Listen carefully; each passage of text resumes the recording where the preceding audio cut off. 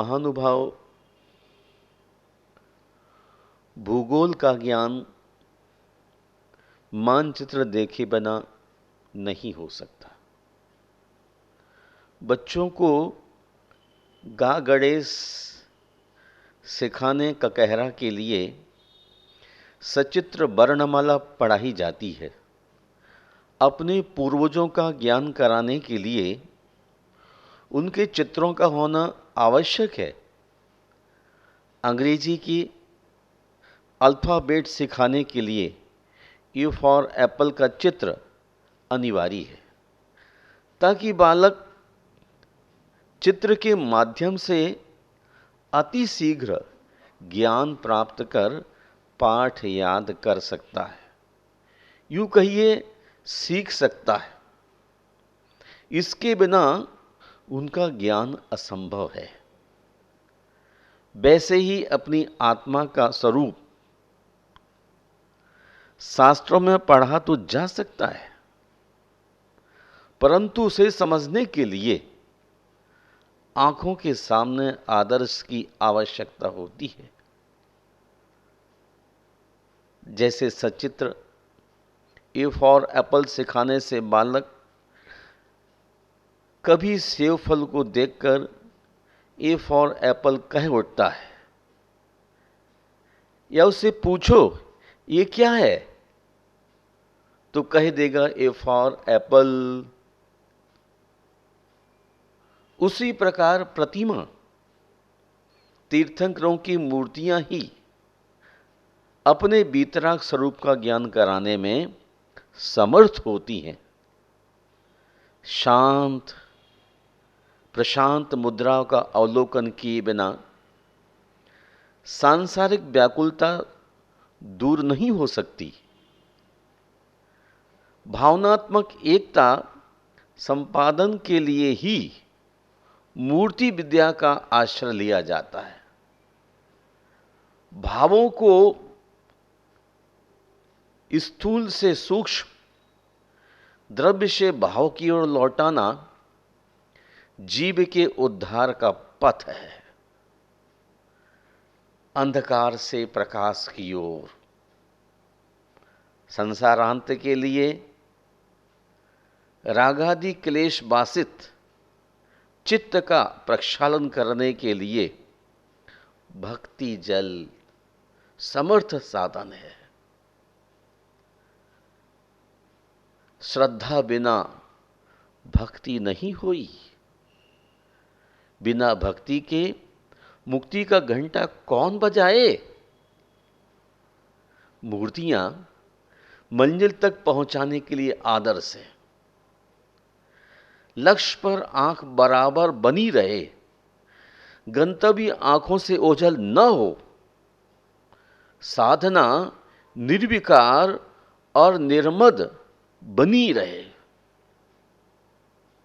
इसकी उपकारक हैं ये हमारी मनोग मूर्तियां। खजुराहो की पार्श्वनाथ भगवान,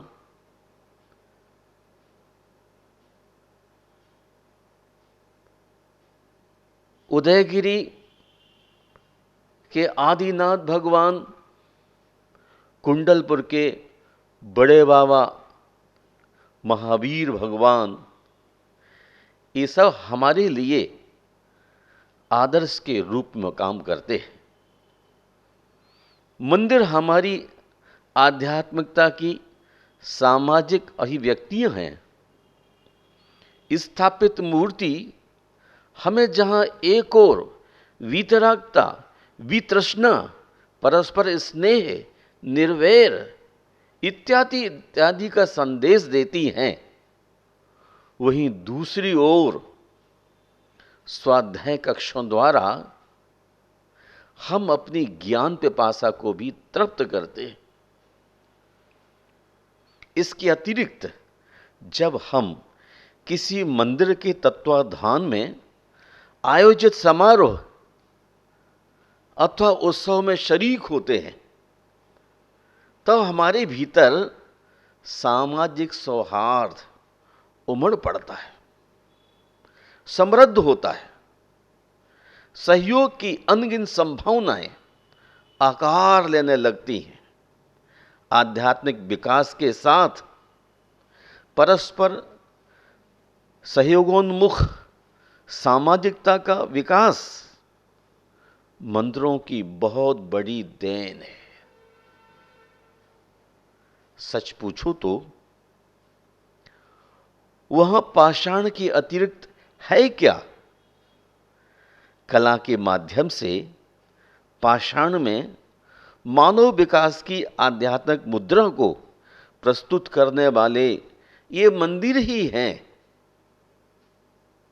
मूर्तियों को कलामर्मी केवल अर्थलिप्सा के लिए नहीं गढ़ सकता।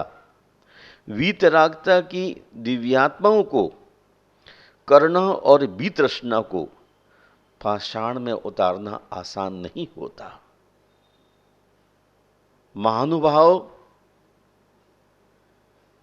पाषाण के अंदर परमात्मा का रूबरू कराने के लिए अनेक विध शिल्पी को साधना करने की जरूरत होती है।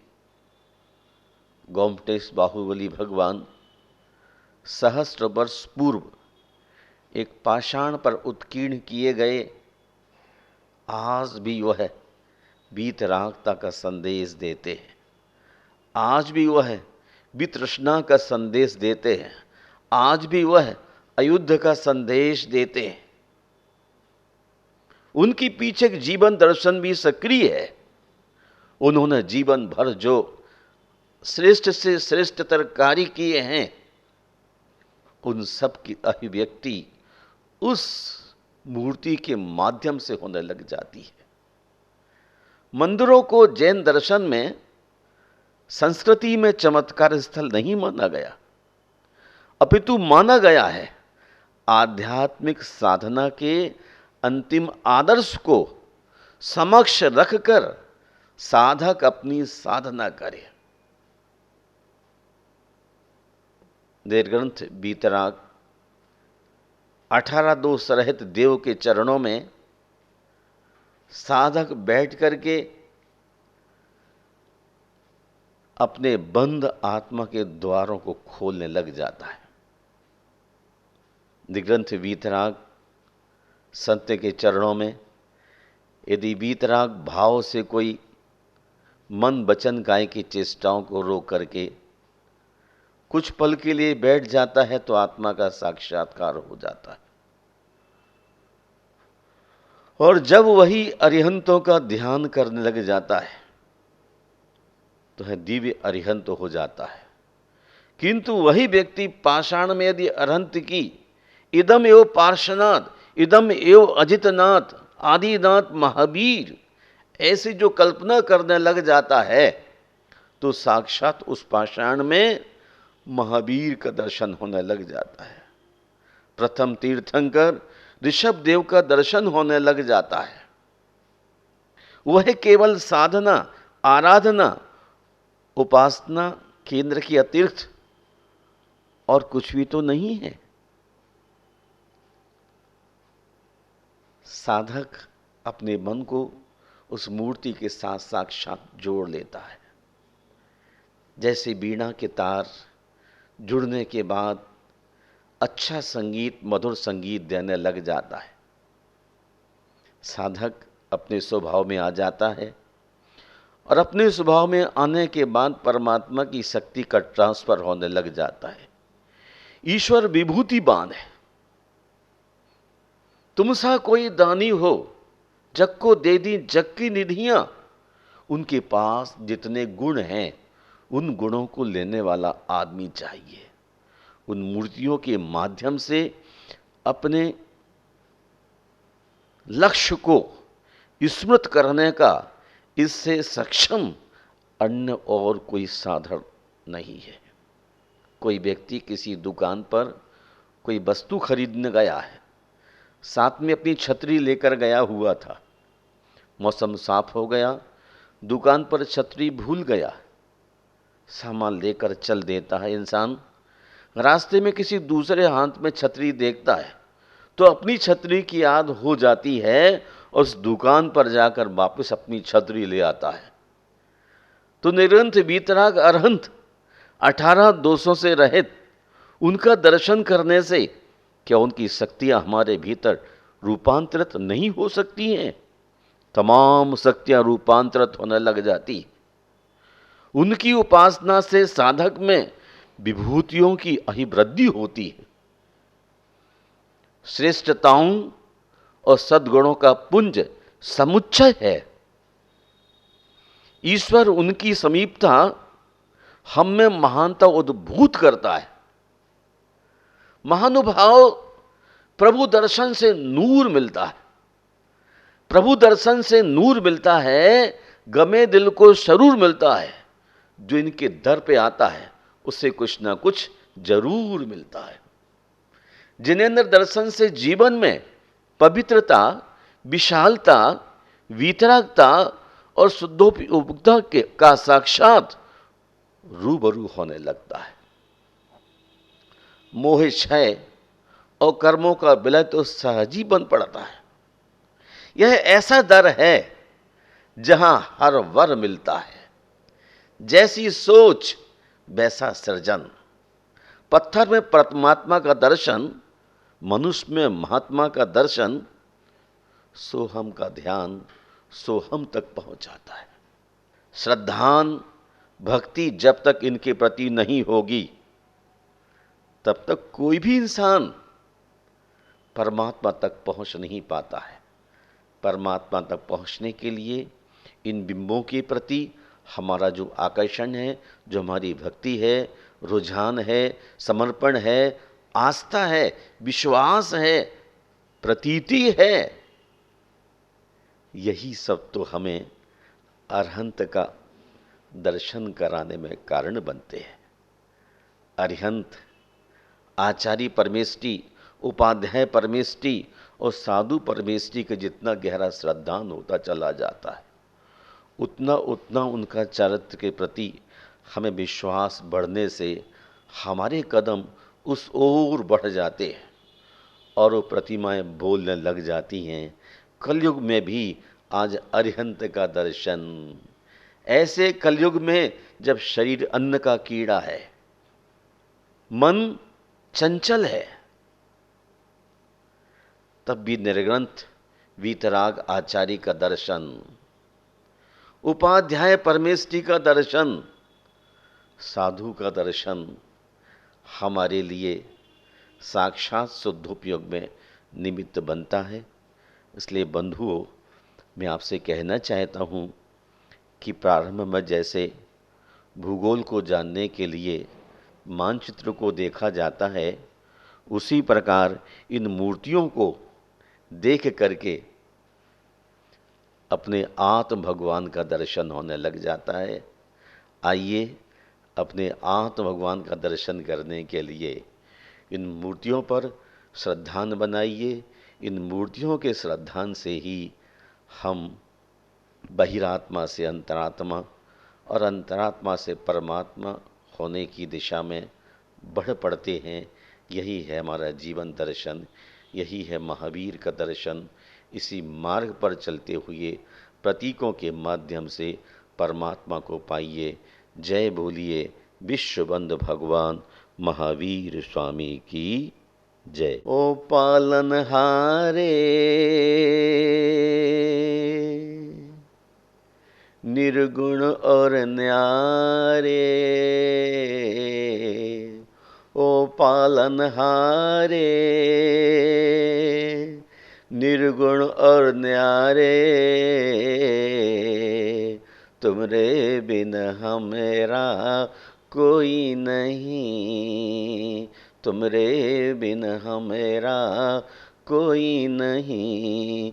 हमरी उलझन सुलझाओ भगवन, हमरी उलझन सुलझाओ भगवन, तुमरे बिन हमेरा कोई नहीं, तुमरे बिन हमेरा कोई नहीं। हम गरीबों का तू ही है सहारा, हम गरीबों का तू ही है सहारा। तुम्हें अपना समझ के पुकारा, तुम्हें अपना समझ के पुकारा। जग से जो हारा तूने है तारा, जग से जो हारा तूने ही तारा। तुमरे बिन हमेरा कोई नहीं, तुमरे बिन हमेरा कोई नहीं। ओ पालनहारे निर्गुण और न्यारे, ओ पालनहारे निर्गुण और न्यारे। तुमरे बिन हमेरा कोई नहीं, तुमरे बिन हमेरा कोई नहीं। तूने भक्तों के दुखड़ों को टाला, तूने भक्तों के दुखड़ों को टाला। हर मुसीबत से उनको निकाला, हर मुसीबत से उनको निकाला। भक्तों के प्यारे आँखों के तारे, भक्तों के प्यारे आँखों के तारे। तुमरे बिन हमेरा कोई नहीं, तुमरे बिन हमेरा कोई नहीं। ओ पालनहारे निर्गुण और न्यारे, ओ पालनहारे निर्गुण और न्यारे। तुमरे बिन हमेरा कोई नहीं। सिवा तेरे न दूजा हमारा, सिवा तेरे न दूजा हमारा। तू ही देता है आकर सहारा, तू ही देता है आकर सहारा। जो विपदा आए पल में टल जाए, जो विपदा आए पल में टल जाए। तुमरे बिन हमेरा कोई नहीं, तुमरे बिन हमेरा कोई नहीं। ओ पालनहारे निर्गुण और न्यारे, ओ पालनहारे निर्गुण और न्यारे। तुमरे बिन हमेरा कोई नहीं। हमरी उलझन सुलझाओ भगवन, हमरी उलझन सुलझाओ भगवन। तुमरे बिन हमेरा कोई नहीं, तुमरे बिन हमेरा कोई नहीं।